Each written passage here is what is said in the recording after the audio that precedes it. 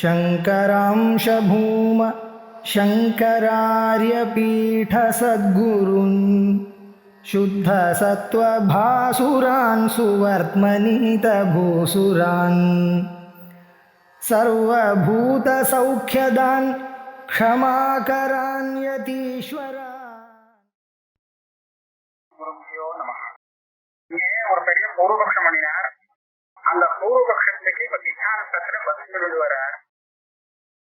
பூர்வபக்ஷத்துல சொன்ன விஷயங்கள் என்னங்கிறத சுருக்கமா நாம ஞாபகப்படுத்தினா அப்பதான் இங்க சித்தாந்தம் புரியும். இங்க பூர்வபக்ஷம் எப்படி வந்தது அப்படின்னு கேட்டா, கர்மாதான் மோட்சத்துக்கு சாதனமா அப்படின்னு ஒரு பூர்வபக்ஷம். இதுதான் பிரதானமா பூர்வபக்ஷம். அதுக்கப்புறம் ஞானம் இருந்தா இருக்கட்டும், ஆனா அது கர்மாவோட சேரணும், கர்மாவுக்கு அங்கமா இருக்குன்னா அது வேற பூர்வபக்ஷம். அது இப்ப விஷயம் இல்லை. கர்மாதான் மோட்சத்துக்கு சாதனம் அப்படின்னு சொல்லும்போது ஞானமே இல்லை, ஞானத்துக்கும் மோட்சத்துக்கும் சம்பந்தம் இல்லைன்னு ஆகும். அப்ப அவன் பூர்வபக்ஷி என்ன சொல்லியிருந்தா, எங்க பார்த்தாலும் வேதத்துல விதிதான் இருக்கு, கர்ம விதிதான் தெரிகிறது. உபனிஷத்துங்கிறது ரொம்ப சின்னதா இருக்கு, கொஞ்சமா தான் இருக்கு, அது ஒன்றும் பிரமாதமா பெருசா இல்ல. அதனால கர்மாவோ பூமி சாதனம், கர்மாதான் அந்த மோட்சத்து சாதனம்னு வேதத்தினுடைய தாற்பயம் தெரியுது அப்படின்னு ஒண்ணு சொன்னா. அது மாத்திரம் இல்ல, நான் ரொம்ப தேடி பார்த்துட்டேன், நமக்கு விதிவாக்கியம் தான் பிரமாணம். விதிவாக்கியத்தை தவிர்த்து வேற ஒரு வாக்கியம்னு சொன்னா அது எங்கேயாவது அர்த்தவாதமா இருக்கலாம், அது விதியோட சேர்ந்து விதி சொல்ற விஷயத்தை சோதனை பண்ணக்கூடியதாக இருக்கலாம். அதனால அதை நம்ப முடியாது. விதிவாக்கியமா இருந்தா தான் அது சொல்ற அர்த்தத்தை நாம நம்ப முடியும். நான் ஸ்ருதி ஸ்மிருதி எல்லாத்தையும் தேடி பார்த்துட்டேன், ஆத்ம ஞானத்திற்கு ஒரு விதியே காணும், கிடைக்கவே இல்லை. அதனால விதியாக இல்லாத வாக்கியத்தை நீங்க காண்பிக்கலாம், அதுல எனக்கு விசுவாசமே இல்லை. அதாவது அது பிரமாணம்னு எடுத்துக்க முடியாது. விதிவாக்கியமா இருந்தா அதுதான் பிரமாணம். மீமாம்சா சாஸ்திர ரீதியில விதிவாக்கியம் பிரமாணமாகும். பாக்கி வாக்கியங்கள்லாம் அந்த விதியோட சேர்ந்துட்டு அதுக்கு வேண்டிய பிராகத்தியாதிகளை கொடுக்க முடியுது. அந்த ரீதியில பேசிட்டான். அப்புறம் இதுவும் சொன்னா ஆம்னாயத்தை கிரியார்த்தத்வா ஆரசத்தியம் அசதர்த்தானாம் அப்படின்னு வேற ஜெய்மணி சொல்லியிருக்கார். அந்த சூத்திர சொன்ன விஷயத்தை அவர் சித்தாந்தத்துல கூட நிராகரணம் பண்ணல. ஆகையாலே கர்மாதான் வேதத்தினுடைய தாற்பயத்துக்கு விஷயமாக இருக்கு, இந்த ஆத்ம ஞானங்கள் இல்லைன்னு ஏற்கனவே சொல்லியிருந்தான். இந்த பூர்வபக்ஷ யுக்திகளுக்கு வரிச சொல்லி வர இருக்கும்.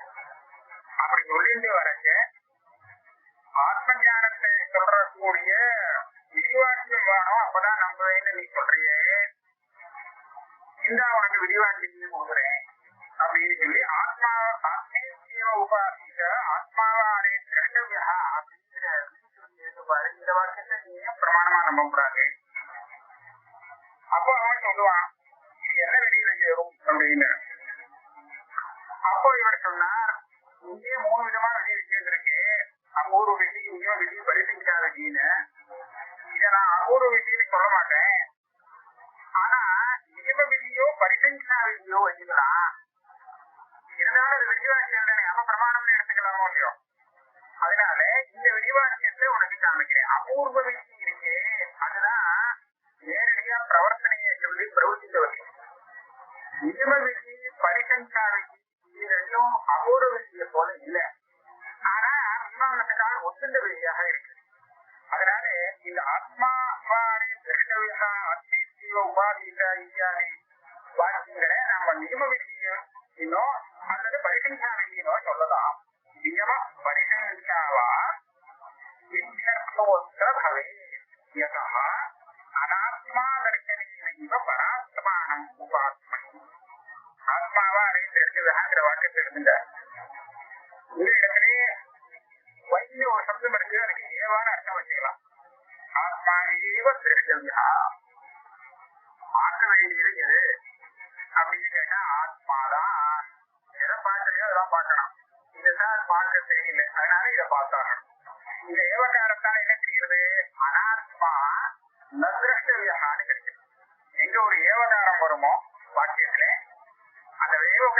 வாக்கியத்துக்கு ரெண்டு அர்த்தம் வரும். தேவதத்தா ஏவ சூரஹா அப்படின்னு சொன்னால் இங்க ரெண்டு அர்த்தம் நமக்கு கிடைக்கும். தேவதத்தன் சூரன் ஒரு அர்த்தம் கிடைக்கும். அவனை தவிர்த்து இன்னொருத்தன் இருக்கானே அவன் சூரன் இல்லை, மற்றவன் சூரன் இல்லை அப்படிங்கிறது கிடைக்கும். இப்ப தேவதத்தன் சூரன் அப்படின்னு சொல்ற வாக்கியத்தை எடுத்துட்டோம்னா அது சாதாரண விஷயம். ஆனா மற்றவன் சூரன் இல்லை அப்படிங்கிற அர்த்தத்தை இந்த வாக்கியத்துக்கு கொடுத்தோமானால் அதுதான் பரிசீலிக்காது. இப்ப ஆத்மாவா அடைய திருஷ்டவேதாங்கிறது ஆத்ம தரிசனத்தை அவசியம் அடையணும் அப்படின்னு சொல்றதுல இவருக்கு தாற்பயம் இல்லை. அனாத்மாவை அனாத்ம தரிசனம் வராம இருக்கணும் அப்படிங்கிறதுல தாற்பயம். அனாத்மா நதிருஷ்டவியா அப்படின்னு இந்த வாக்கியத்துக்கு அர்த்தம் பண்ணினோமானால் அப்ப இந்த ஆத்மாவா அடைய திருஷ்டவியாங்கிறது இது பரிசீலிக்காது. நியம விதி அல்லது பரிசீலிக்கா விதி இது ரெண்டும் நமக்கு இந்த ரொம்ப விரோதியான ஒரு விதி இல்லை. அபூர்வ விதி சொல்றதுதான் ஆத்ம தியானத்தை அதுக்கு விரோதியாகிடும், பிரவருத்தி பரமாக ஆகும். நியம விதியிலையும் பரிசீலிக்கா விதியும் இல்லை. பாருங்களேன், மற்றதை பார்க்க வேண்டாம்னு சொல்றது, இத பண்ணுன்னு சொல்றதையோனோ ஆத்ம தியானத்தை பண்ணு அப்படின்னு ஒண்ணு சொல்லல. அந்த விதி இல்லை. மற்றதை பார்க்க வேண்டாம் அப்படின்னா நிவர்த்திபரமா இருக்கு. இந்த விதி நிவர்த்திபரமாக இருக்கிறதுனால இது நமக்கு அவ்வளவு விரோதம் இல்லை. அதனால இந்த ரெண்டுல ஒண்ணு சேர்த்து எடுத்துக்கலாங்கிறார். நியமஹா பரிசங்கியாவா விசரப்போகி பவை யதா பரிசங்கியில ஜாஸ்தி வரும் கொடுக்கிறார். அனாத்ம அதர்சனேன பராத்மானம் உபாத்மனே. இந்த அனாத்மாவை பார்க்காம இருந்தாலே ஆத்மா தெரியுமா? அது வாஸ்தவம். எப்படின்னு கேட்டா அனாத்மா நமக்கு எப்படி தெரிகிறது? ஆத்மா தெரியாமல் ஒரு அனாத்மாவும் தெரியாது.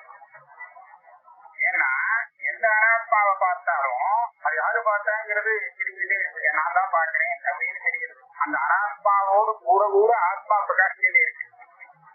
அப்படி இருக்கும்போது ஆத்மாவோட ஆத்மா பிரகாசிக்காமல் வெறும் ஒரு அனாத்மா பிரகாசிக்கிறதுங்கிறது இதுவே இல்லை. அப்ப என்னதான் பண்ணணும்? இங்க ஆத்மா பிரகாசிச்சுட்டே இருக்கு, அனாத்மா கூட பிரகாசிக்கிறது, அதை நிறுத்தணும். அனாத்மா அதர்சனம். அனாத்மா கூட பிரகாசிக்காம இருக்கிறதுக்கு ஏதாவது ஒரு வழி பண்ணினாங்க. இதுதான் பராத்மானம் உபாசனை. ஆத்மே ஜீவ உபாசிங்கிற வாக்கியத்துக்கு அப்படின்னு இந்த ஸ்லோகத்துல சொன்னார். அதுக்கப்புறம் எத்தோக்தம் விஸ்வாசோ நான்யதோஸ்தினா சொன்னா, நான் விதிவாக்கியத்தெல்லாம் தேடி பார்த்தேன். ஆத்ம ஞானத்தை மோட்சத்துக்கு சாதனம்னு சொல்ற விதிவாக்கியம் சொல்லியோ எனக்கு கிடைக்கவே இல்லை. ரொம்ப கஷ்டப்பட்டு தேடி பார்த்தும் கிடைக்கல. விதிவாக்கியமா இல்லாத ஒரு வாக்கியத்தை நான் நம்ப மாட்டேன், அதை பிரமாணம்ல ஏற்றுக்க முடியாது அப்படின்னு சொன்னான். விஸ்வாசம் அதுல எனக்கு நம்பிக்கை இல்லை, அதை பிரமாணம் ஏற்றுக்க முடியல. விஸ்வாசம் நான்யதோஸ்தினா நானே அதை சொல்ற. அதை சொன்னது எப்படி இருக்கு? சரபி நித்ரா சுரசேதா ஸ்வயா ஸ்வப்னாயமானேன பிரதம். இந்த ஒரே தூக்க கழகத்துல ஏதோ சொப்பனம் பார்த்துட்டு உலகில பேச்சாக அது இருக்கு. இது பேசுகிறது யோகியமே இல்லை, ரொம்ப கீழே இறக்கி விட்டாங்க. விதியாக இல்லாத ஒரு வாக்கியத்தை நான் விசுவாசம் அதை பிரமாணம்னு நான் நம்ப மாட்டேன் அப்படின்னு சொன்னதற்கு அது மகா அபத்தம். அதை சொன்னதே தப்பு. இல்லாத வாக்கியம் வேதத்தை இல்லையாங்க அவசியம் இருக்கு. அதுக்கும் பிராமணியம் இருக்கு. அது பிரமாணம் இல்லையே நான் நம்ப மாட்டேன்னு சொன்னா சம்பூர்ண வேதத்துடைய பிராமணியம் விரோதம் பண்ணணும்னு சொல்லுவாங்க. அதனால நீ பேசினது தூக்க கழகத்தில் பேசின பேச்சு நித்ரா குலசேகா ஸ்வயா ஸ்வப்னாயமானேன பிரகதிகம். சொப்பனம் பார்த்துட்டு உலகை கேட்போம். இது காரணம் இவர் சொல்ற விஷயம் நைவயம் பிரமாணபலேன ஐகாத்தியம் பிரதிபத்தியாமகே. என்ன சொன்னேன்? இந்த ஆத்ம ஞானத்துக்கு எதை பிரமாணமாக காமிக்கிறையோ அந்த வாக்கியம் விதியாக இல்லாமல் போனால் அதை நான் நம்ப மாட்டேன் அப்படின்னு நீ சொல்ற. நான் என்ன சொல்றேங்கிறத முதல்ல கேட்டுக்கோ. நான் பிரமாணத்தினால ஆத்மஸ்வரூபத்தை தெரிஞ்சுக்கிறோங்கிறது தப்பு. பிரமாண பலேன ஐகாக்கியம் நைவயம் பிரதிபத்தியாமனே. நான் ஆத்மஸ்வரூபம், ஐகாக்கியம்னா ஆத்மஸ்வரூபம். இந்த ஆத்மஸ்வரூபம் நமக்கு தெரியுது, அதை தெரிஞ்சுக்கணும்னு பண்றோமே, இது ஒரு பிரமாணத்தினால நாம தெரிஞ்சுக்கணும் அப்படிங்கிறது இல்லை. பிரமாணம் வாக்கியம் தானே இங்க வேத வாக்கியம், உபனிஷத் வாக்கியம். இந்த உபனிஷத் வாக்கியம் ஆத்மாவை பிரகாசப்படுத்தணுங்கிறது இல்லை. உபனிஷத் வாக்கியத்தையே ஆத்மாதான் பிரகாசப்படுத்திகளுக்கு. அந்த ஆத்மா சொப்பிரகாசமா இருந்துட்டு அந்த ஐகாந்தி பிரமாணம்னு சொல்லக்கூடிய உபனிஷத் வாக்கியத்தையும் சேர்த்து பிரகாசப்படுத்திகளுக்கு அந்த வாக்கியத்தினாலே நான் இந்த ஆத்மஸ்வரூபத்தை தெரிஞ்சுக்கணுங்கிற ஒரு நிர்பந்தம் இல்லை. அப்ப அந்த ஆத்மா அந்த வாக்கியத்திலே விசுவாசம் இல்லைன்னு நீங்க சொன்னது வேறு. இந்த வாக்கியத்தினால்தான் அந்த ஆத்மஸ்வரூபத்தை தெரிந்து கொள்ள முடியும் அப்படின்னு இருந்தால், அதாவது அது தானா பிரகாசிக்காது. அப்படி ஒரு ஆத்மா இருக்குங்கிறதையும் உபனிஷத் வாக்கியம் தான் போதிக்கும், அப்பதான் நமக்கு தெரியும் அப்படின்னு இருந்தால் சொல்றத ஒத்துக்க முடியும். அந்த வாக்கியம் விசுவாக்கியமா இருந்தா தான் நான் நம்புவேன்னு சொல்றதுக்கு ஒரு அர்த்தம் உண்டு. இது தானா பிரகாசம் இருக்கு. அந்த பிரமாணங்கள் எல்லாம் இதுவே காலத்தில் அப்படி இருக்கக்கூடிய சொப்பிரகாசமான ஆத்மஸ்வரூபத்துக்கு எதுக்கு பிரமாணம், அதை தெரிஞ்சுக்கிறதுக்கு. அதனால நீங்க சொல்றது இங்க தெரிஞ்சுட்டு அதான் சொல்றாரு, ஐகாத்திய ஸ்வதேவ அனுபவ மாத்திர அர்த்தவத்வா. நீ சொல்லக்கூடிய ஆத்மஸ்வரூபத்துக்கு எல்லாம் ஐகாத்தியம் அது தானாவே அனுபவ ஸ்வரூபமாக இருந்திருக்கு. இந்த அனுபவம் மத்தவை சேர்ந்து பிரகாசப்படுத்தி, இந்த அனுபவம் பிரமாணத்தினால ஏற்படக்கூடிய அனுபவம் இல்லை. அதைவ சர்வ பிரமாண அவதார அசம்பவம். இந்த ஆத்மஸ்வரூபத்தை நமக்கு ஒரு 6 பிரமாணங்கள் இருக்கு. பிரத்யக்ஷம், அனுமானம், உபமானம், சப்தா, அர்த்தாவத்தி, அனுபவம் அப்படின்னு ஒரு 6 பிரமாணம் இருக்கு.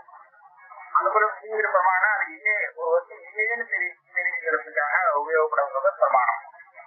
இப்ப இந்த ஆத்மஸ்வரூபத்தை எந்த பிரமாணத்தினால தெரிஞ்சுக்கிறது அப்படின்னு கேட்டா, பிரத்யக்ஷத்தால தெரிஞ்சுக்கிறது, அனுமானத்தினால தெரிஞ்சுக்க முடியாது அப்படின்னு வரிசையா சொல்றேன். சர்வ பிரமாண அவதார அசம்பவம்.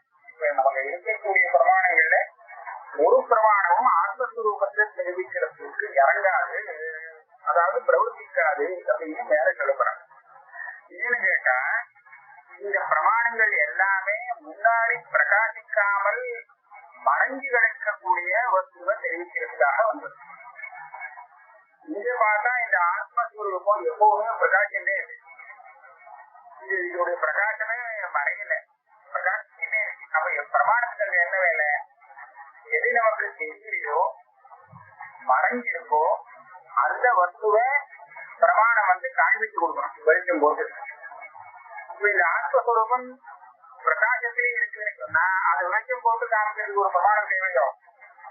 ஆகையால இந்த பிரகாசித்து இருக்கக்கூடிய ஆத்மஸ்வரூபத்திற்கு எந்த பிரமாணமும் வேண்டாம் அப்படிங்கிற விஷயம் மேல சொல்ல போறோம். அதனால இந்த பிரமாணத்துல எனக்கு நம்பிக்கை இல்லை, அந்த பிரமாணத்துல நம்பிக்கை இல்லை அப்படிங்கிறதுதான் இங்க பிரகிருதத்துக்கு உபயோகம் இல்லாத வார்த்தை.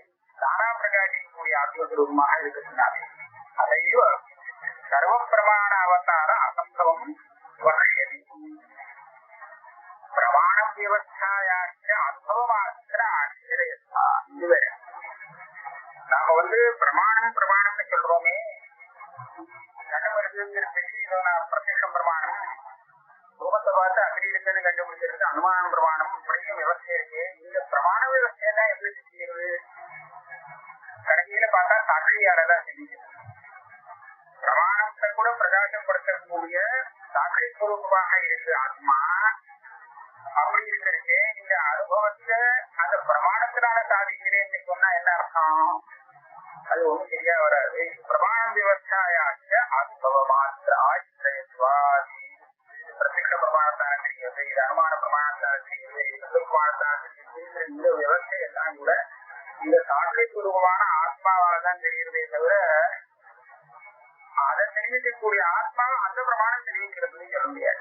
அதாக வார்த்திகம் என்வஸ்து நான்யஸ்மாத் தத்ர விஸ்வசேத் நாப்ரமேயே ஸ்வதஸ்வித்தே அவிஸ்வாச கதமாத்மனி.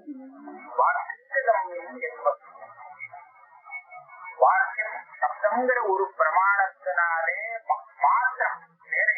பிரமாணத்தினாலையும் அறிந்து கொள்ள முடியாது. சத்துங்கிற பிரமாணத்தால மாத்திரத்தான் அறியப்பட முடியும்.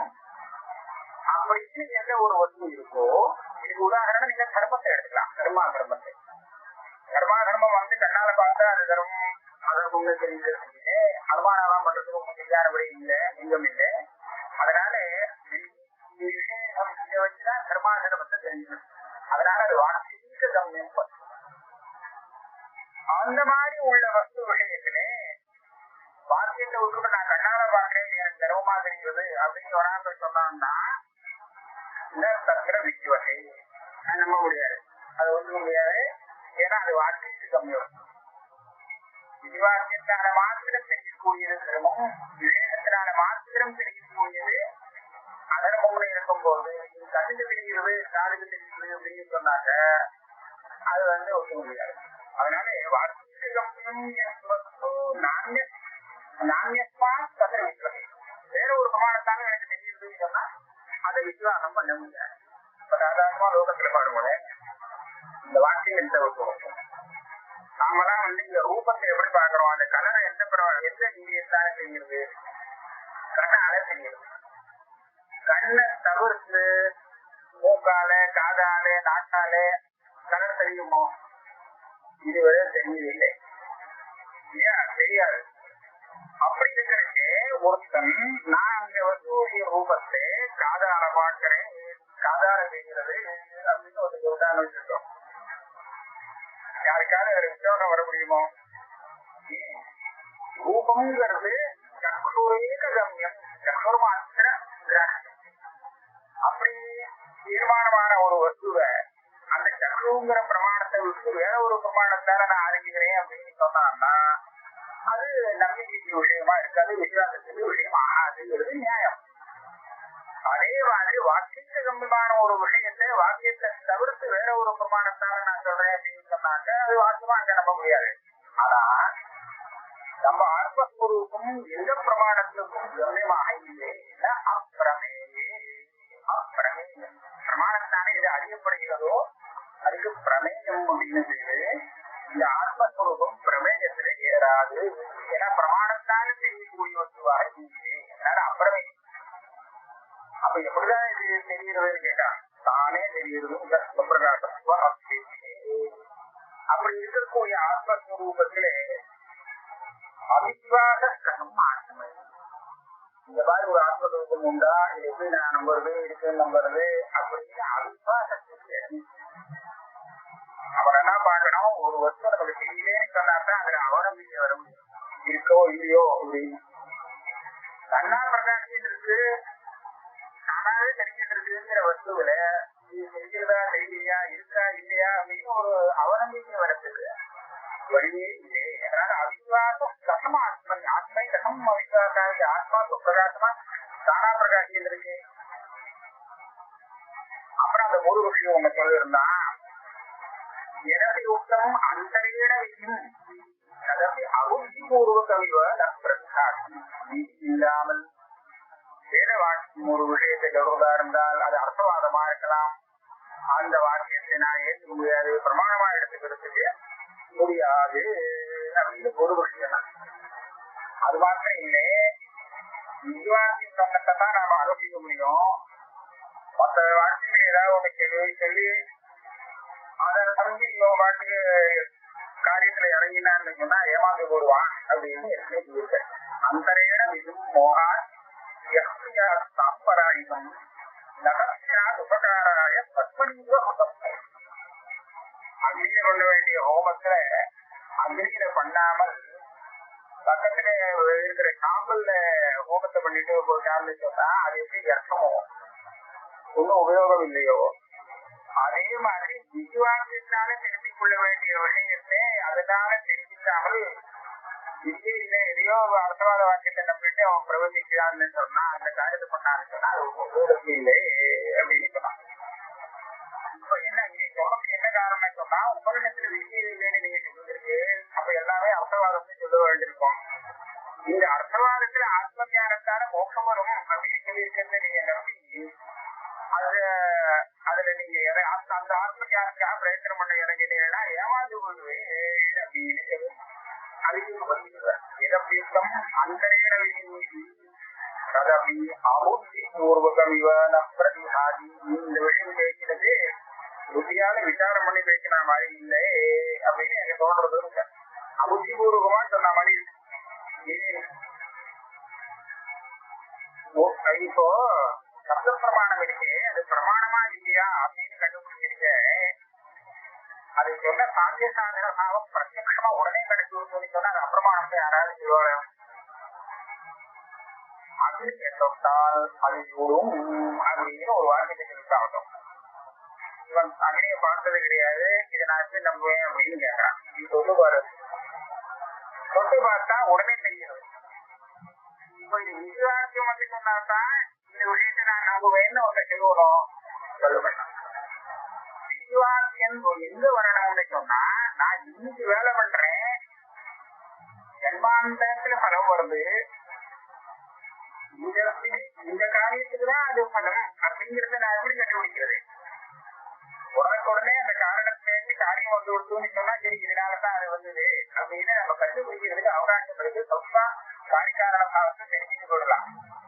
ஆனா இன்னைக்கு பண்ணின காரியத்துக்கு ஜன்மாந்தரத்துல பலம் வரும்னு சொன்னா அது நம்ம கையில இல்லை. அது புரிஞ்சுக்கிறதுக்கு இது இல்லை, பிரமாணம் ஒண்ணும் இல்லை, லௌகிக பிரமாணம். அப்படி இருக்கிறதுக்கு அந்த விஷயத்தான் நம்பியா சொர்க்கதாமோ இதேதா அப்படின்னு சொல்லி இந்த யாகம் பண்ணினா சொர்க்கம் வரும் அப்படிங்கிறத நேரடியா யாரும் பார்க்க முடியாது. யாகம் பண்ணவாள்லாம் உடனே காணமே சொர்க்கத்தை அப்படின்னு கேட்க முடியாது. ஏன்னா விதி பிரமாணம் என்ன சொல்றது, உடனே வரும்னு சொல்றது ஜென்மாந்தரத்துல வரும் அப்படின்னு சொல்லுது. அடுத்த இந்த ஜென்மா முடிஞ்சதுக்கு அப்புறம் வரும். அப்படி இருக்கும்போது அந்த விதியத்தான் நம்பியாக பெயர் வழியில்லை. ஆனால் கண்ணேல எந்த பலன் வருதோ அந்த பலத்தை சொல்றதுக்கு வாக்கியம் விதியாக இருக்கணுங்கிற அவசியம் இல்லை. நீ அப்படி அதான ஞானத்துடைய பலம் அப்படி இல்லை, ஜென்மாந்திரத்துல வரக்கூடியதாக இல்லை.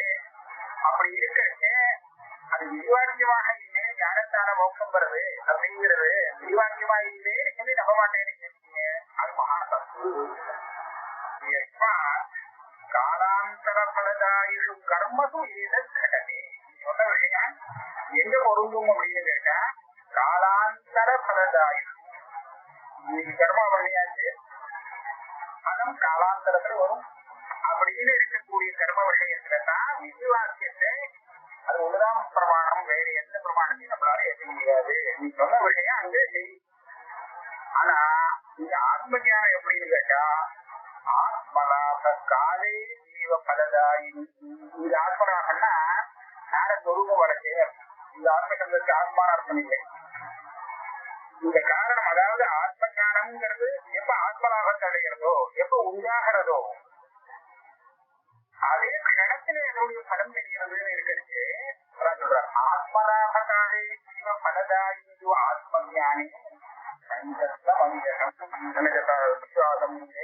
ஞானம் வந்து சொல்லும், அஜானம் போகும், போச்சு நம்பிக்கையை வரமாட்டேங்குது சொன்னா தப்பா இருக்கு.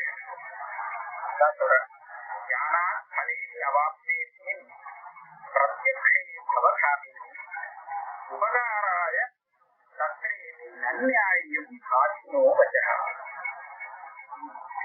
ஞானம் வந்தது, அதனால வர வேண்டிய பலம் அவாப்தமாயிருக்கும், கிடைச்சிருக்கும். அது பிரத்யக்ஷம். என்னது? பவகாதி. பவகாதி ஞான பலே அவாப்தி. அதாவது அவன்னா சம்சாரம், அந்த சம்சாரத்தினுடைய நிவர்த்தி. இந்த நிவர்த்தி பண்ணக்கூடிய இந்த ஞான பலம் உடனே பிரத்யட்சமா தெரிகிறது. அப்படி இருக்கிறது இது வந்து அஜானத்தை போக்கும் அப்படின்னு நான் நம்ப முடியாது. இந்த அஜானம் வந்து போச்சா போகலையாங்கிறது தெரியல. ஆத்மஸ்வரூப ஞானம் வந்ததுன்னா அஜானம் போகுங்க நம்பிக்கை இல்லை அப்படின்னு நான் சொன்னா அது உபகாரம். உபகாராய தத்ரேதி நன்யாயம். இந்த விஷயத்தை தெரிஞ்சுக்கிறதுக்கு எனக்கு ஒரு விசுவாசம் கூட வேணும். அந்த அப்பதான் அதனாலதான் நான் எனக்கு ஒரு விசுவாசங்கிற உபகாரம் வர முடியும் அப்படின்னு நீ சொன்னால் இது ஒரு நியாயமான வார்த்தையாக தெரியும், ஒரு சரியான வாக்கியமாக. அதனால பிரத்யட்சமாக சொன்ன வந்தது என்னன்னு கேட்டா, இங்க அர்த்தவாத வாக்கியமா விரிவாக்கியமாங்கிறது கணக்கு இல்லை. அந்த வாக்கியத்திலேருந்து என்ன அர்த்தம் தெரியுதோ ஒரு பிரத்யட்சமா உடனே பலத்தை கொடுக்குறது அப்படின்னு சொல்லிட்டாங்க. அப்ப அத பிரமாணம் இங்க ஒண்ணுதான். நீ நான் விரிவாக்கி வைக்க அதெல்லாம் ஒண்ணு முடியாது, சொல்லக்கூடாது. அப்போ ஒரு பட்சம் ஒரு விஷயத்தை சொன்னா ஜெய்மினி சொல்லிட்டார் பெரியவர், ஆம்நாயத்தை கிரியார்த்தத்வா சம்பூர்ணமா வேதம் தீயதான் சொல்ல வந்திருக்கு அப்படின்னு அவரே ஒத்துக்கிட்டாரு. அதுக்கு இவர் பதில் சொல்றார், எனவே ஜெய்மினியம் வச்சனம் உத்காரயதி. ஜெய்மினியுடைய வச்சனத்தை நேரம் கொண்டு காமிச்சு ஆம்நாயத்தை கிரியார்த்தத்வா அப்படின்னு ததபி தத்விவக்ஷா அபரிஞானாதேவ உத்காவியதே. ஜெய்மினியுடைய அபிப்பிராயமே இல்லை. ஜெய்மினியுடைய அபிப்பிராயம் தெரியாமல் அவருடைய வாக்கியத்தை நீ கொண்டு வந்து பிரமாணம்னு காமிச்சுட்டேன். அபரிஞானாதேவ உத்காவியதே. ஜெய்மினியுடைய அபிப்பிராயம் தெரியல. இது காரணம் ஜெய்மினியுடைய அபிப்பிராயம் தெரியலேன்னு எப்படி நீங்க சொல்றது? அவரே நேரம் சொல்றாரு அமராயத்தை யார் சொல்லுவார். இது காரணம் ஜெய்மினி அயம் அபிப்பிராய ஆம்நாய சர்வைவ கிரியார்த்தா. ஆம்நாயன்னா சம்பூர்ண வேதம் இதேதான் சொல்லக்கூடியது, வேற எதுவும் சொல்லாது அப்படின்னு ஜெய்மினிக்கு அபிப்பிராயம் இல்லை. அது எப்படி நீங்க கண்டுபிடிச்சு ஜெய்மினிக்கு அபிப்பிராயம் இல்லைன்னு கேட்டா, எரி அயம் அபிப்பிராய அபிஷயத்து அசாவோ பிரம்ம ஜிஞாசா ஜன்மாத்யதா இவமாதி பிரம்மவஸ்து ஸ்வரூபமாத்திர யாசாத்திய பிரகாசன பரம் கம்பீர நியாய சந்திருப்தம் சர்வ வேதாந்தார்த்த மீமாம்சனம் சிம்மச்சாரீரகம் நாசூத்திர விஷயம். சம்பூர்ண வேதமானது கர்மாவோட தாற்பயம் கொண்டது, கிரியார்த்தம் தான் அப்படின்னு ஒரு அபிப்பிராயம் இருந்ததுன்னா, இந்த சாரீரக மீமாம்சா சாஸ்திரம் அப்படின்னு ஒரு சாஸ்திரமே, இந்த சூத்திரமே வந்திருக்காது. இந்த சூத்திரத்தை பண்ணியிருக்க மாட்டாங்க புத்திரக்காரன். அதாவது அசாதோ பிரம்மஜிஞாசா ஜன்மாத்யன்னு சொல்லி தனியாக ஒரு சாஸ்திரம் ஜீவச்சாரீரகம் அப்படிங்கிற இந்த சாஸ்திரம் சூத்திர ரூபமாக ஏற்பட்டிருக்கு. இது எதை சொல்றதுக்காக வந்த சாஸ்திரம்? பிரம்மவஸ்து ஸ்வரூப மாத்திர யாதாத்மிய பிரகாசன வரும்.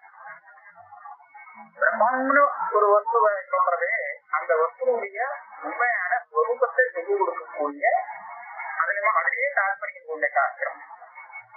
இவன் பிடிச்சிட்டு ஒன்றும் பலம் இல்லாத வரும்னு சொல்றது இல்லை. இதுக்கும் நல்ல நியாயங்கள், கம்பீரம் நியாய சத்தியம், ஆழமான யுக்திகளை வச்சு தீர்மானம் பண்ணக்கூடிய ஒரு விசார சாஸ்திரமாக மீமாம்சா சாஸ்திரமாக இருக்கு. சர்வ வேதாந்தார்த்த மீமாம்சனம், இது சம்பூர்ண வேதத்தை மீமாம்சனம் விசாரம் பண்றதுக்காக இந்த சாஸ்திரம் ஏற்படவே, வேதாந்தார்த்தத்தை மீமாம்சனம் பண்றதுக்காக இந்த சாஸ்திரம் ஏற்பட்டிருக்கு. ஏற்பட்ட ஒரு சாஸ்திரத்தை சூத்திரக்காரர் ஏற்படுத்தியிருக்க மாட்டார். ஆனா ஏற்படுத்தியிருக்காரு. தஸ்மாத் ஜெய்மினியேவ அயம் அபிப்பிராய. அதனால ஜெய்மினியுடைய அபிப்பிராயம் நீங்க சொன்ன வாழ்க்கையிலே தெரிகிறது. இந்த வாக்கியத்தை பார்த்து பல பேருக்கு ஒரு சந்தேகம் வரும். நான் ஏதோ ஒரு மாதிரியா தெரிவிக்கப்பட்டேன். பல பேர் என்ன சந்தேகப்படுறாங்கன்னா, இவருங்க ஜெய்மினி ஆம்நாயத்திய கிரியார்த்தத்வா அப்படின்னு சொல்லியிருக்காரு.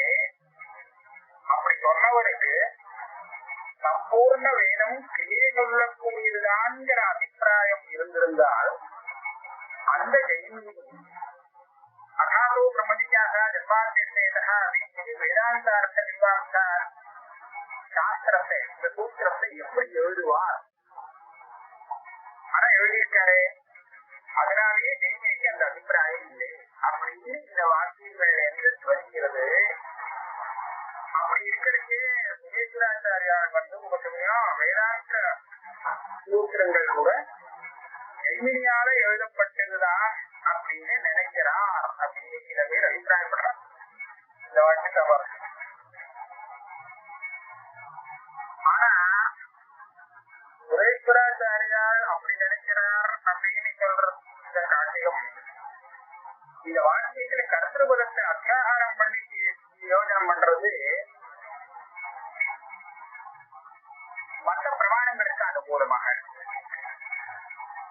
சுரேஸ்வராச்சாரிய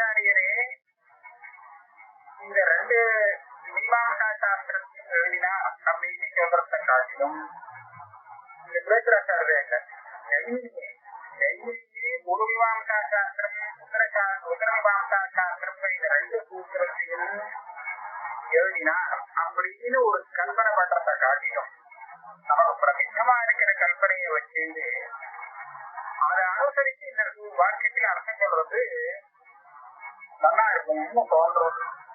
அப்படி பாக்குறதுக்கு நான் என்ன நினைக்கிறேன்னு கேட்டா ஜெய்மினி குரு மீமாம்சா சாஸ்திரம் பண்ணார், அதுல ஆம்நாயத்தை தத்துவார்த்தம் எழுதினார். ஆனா ஜெய்மினி உத்தர மீமாம்சா சாஸ்திரம் யார் பண்ணினார்? பாதராயணர் பண்ணியிருக்கார். இந்த பாதராயணர் சொன்ன விஷயத்தை ஆரம்பத்திலிருந்து பாதராயணர் சொன்னதை ஜெய்மினி ரொம்ப கௌரவமாக ஏற்றுச்சு.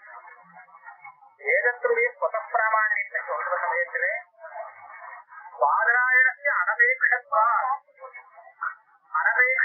அப்படின்னு சொல்லி பாதராயணர் தான் அந்த ஸ்வதப்பிராமான்யத்தை நமக்கு நிர்தாரணம் பண்ணி கொடுக்கிறார். அதனால வேதத்தில் ஸ்வதப்பிராமான்யம் சித்திக்கிறது ஜெய்மினியே தன் சூத்திரத்துல 5-6 இடத்துல பாதராயணரை ரொம்ப கௌரவமா எடுத்திருக்கிற சமயத்திலே அவர் பண்ணின புத்தகத்திலே அவருடைய அபிப்பிராயத்தை விருப்பமான அபிப்பிராயத்தை ஜெய்மினி செய்யப்பறா அப்படின்னு நினைக்கிறார். அதனாலே அசாதோ பிரம்மணித்யாகா ஜன்மாந்தேசேதான ஆரம்பிச்சு இந்த சாஸ்திரத்திலே வேதாந்த சாஸ்திரம் வேதாந்த விஷயத்தை மாத்திரம் விசாரம் பண்ணி தீர்மானம் பண்ற இந்த சாஸ்திரத்திலே பிரம்மஸ்வரூபம் ஆத்மஸ்வரூபத்துலதான் அந்த வாக்கியங்களுக்கெல்லாம் தாற்பயம் அப்படின்னு தீர்மானம் பண்ணி கொடுத்தா அப்ப ஜெய்மினி தானே அதை விட்டு நன்குடுவார். தன்னுடைய விஷயம் ஆம்நாயத்தை கிரியார்த்தத்வாதத்தில் சொல்லப்பட்டது. உபனிஷத் விஷயத்திலே வேணாண்ட விஷயத்துல நான் உங்களுக்கு பேசுறேன்னு அவர்கிட்ட கேட்டேன். அவர் அபிப்பிராயம் அப்படிதான். தஸ்மாத் ஜெய்மினேரேவ அயம் அபிப்பிராயா, இந்த அபிப்பிராயம் விரிவாக்கியான ஸ்வார்த்தமாத்திரை பிராமான்யம். விரிவாக்கியங்களுக்கு என்ன பண்றது? அந்த விதிக்கூடிய அர்த்தத்தை தெரிவிக்கிறது. அதுலதான் அதுக்கு பிராமான்யம். ஏவம் ஐகாத்மவாக்கியானாம் அனதிகத வஸ்து பரிச்சேதா ஸ்வார்த்தமாத்திரை பிராமான்யம். ஐகாத்மத்தை சொல்லக்கூடிய உபனிஷத் வாக்கியங்களுக்கு அந்த உபனிஷத் வாக்கியங்களுக்கும் ஆத்மஸ்வரூபத்தை பிராமான்யம் தாற்பயம். விவாக்கியங்களுக்கு சுபாகிரமயோ பிராமான்யம் அப்படின்னு நீங்க தாற்பயம் பண்ணி கிடைக்கும். அதே மாதிரி உபனிஷத் வாக்கியத்துக்கு இன்னொரு மீமாம்சா சாஸ்திரம் தாற்பய நிலையை வழி கொடுத்துருக்கோம்னு சொன்னா ஜெய்மினிக்கு அதை ஒத்துதான் போவா அதை கொடுத்தாக்கா அசகாசியம் அப்படின்னு. அதனாலே ஜெய்மினி ஆம்நாயத்தை கிரியார்த்தத்வாதத்தில் சொன்னதற்கு அது பக்கத்துல இருக்கக்கூடிய அர்த்தவாத வாக்கியத்தை பத்தி பேசின விஷயம். சமீபத்துல விதிவிஷேதம் இல்லாத வாக்கியங்கள் வந்திருக்கு. அதை பத்தி அவர் பேசியிருக்காரு. இதையோட சம்பந்தப்படாத உபனிஷத்தை பத்தி அவர் இந்த சூத்திரத்தை ரச்சனை பண்ணலே. அபிஜோதனம் ஆமனாயா தீவஸ்யார்த்ததா ரத்வமஸ்யாதி வாக்கியான கர்மார்த்ததா அதிஜோதனம். ஜோதனானா இது நிஷேதத்தும் உபலட்சணம். நிஷேதம் இது ரெண்டுக்கும் அதி பக்கத்திலே படிச்சிருக்கக்கூடிய ஆம்நாயா வேதவாக்கியம் இருக்கு. அதுதான் அந்த விஜய நிஷேதத்தோட சேர்ந்து கிரியார்த்தமாகும். விதியோட சேர்ந்துக்கும் உபனிஷத்து அப்படியே தத்துவமஸ்யாதி வாக்கியான தத்துவமஸ்யாதி வாக்கியத்துக்கும் விதியோ சம்பந்தம் விதி எங்கேயோ இருக்கு. கர்மகாண்டத்தை தாண்டி எங்கேயோ தூரத்தை கொடுத்துக்கலாம் உபனிஷத்து வாக்கியம். அப்ப அந்த வாக்கியத்தை கொண்டு போய் தூரத்துல இருக்கிற கூடிய விதியோட சேர்த்து கிரியார்த்தத்தை அபிப்பிராயம் இல்லை, சொல்லவே முடியாது. தத்துவமஸ்யாதி வாக்கியான கர்மார்த்ததா கதம் குருத நீங்களே சொல்லுங்க. இது எப்படி இந்த கர்மாவோட சேர்ந்துக்கும்? ஏன்னா கர்ம விதிக்கு பக்கத்துல இல்லவே இல்லை. கர்ம விதி எங்கோ இருக்கு. இது எங்கோ பிரகடனத்து மேல தாண்டி போகணும் வந்துருக்கோம். அப்படி இருக்கிறீங்க இந்த வாக்கியத்தை கொண்டு போய் அதுல சேர்த்து வச்சு பண்றதுங்கிறது ஏக வாக்கியத்தை பத்தி கிரியார்த்தத்தை உண்டு பண்றதுங்கிறது சாத்தியது அப்படின்னு இந்த இடத்துல சொல்ற. இதே விஷயத்தை சமன்வயாதிகரணத்துல சொல்லியிருக்கிறேன். விஷ்ணோகிதா கர்மாவபோதனம் நாமா அப்படின்னு சாஸ்திர தாத்பரிய யுக்திகள்லாம் எதிர்க்கா அப்படின்னு சமதாதிகரணத்துல இரண்டாவது வருடத்துல பூர்வபக்ஷம் பண்ணிட்டு அது வருகிற வரைக்கும் சாஸ்திர தாத்பரியம் சொன்னது வாஸ்தவம். ஆனா அதனுடைய தாத்பரியம் என்ன, அவ சொன்னதுடைய தாத்பரியம் என்னன்னா நிஷேதமான வாக்கியங்களுக்கு வரும். இதுக்கும் நிஷேதத்துக்கும் பக்கத்திலே ஒரு கூட கதை ஒண்ணு வரும், அர்த்தவாதம். அந்த அர்த்தவாதம் மந்திரத்தை பத்தி சொன்ன விஷயம் அது விதியோட சேர்த்துக்கணும் அப்படின்னு ஏழு வாக்கியம் உண்டுன்னு அதுக்கும் அந்த அந்த உபனிஷத் வாக்கியத்தை மனசுல வச்சுட்டு அந்த மாதிரியே வாக்கியம் இல்லை அப்படின்னு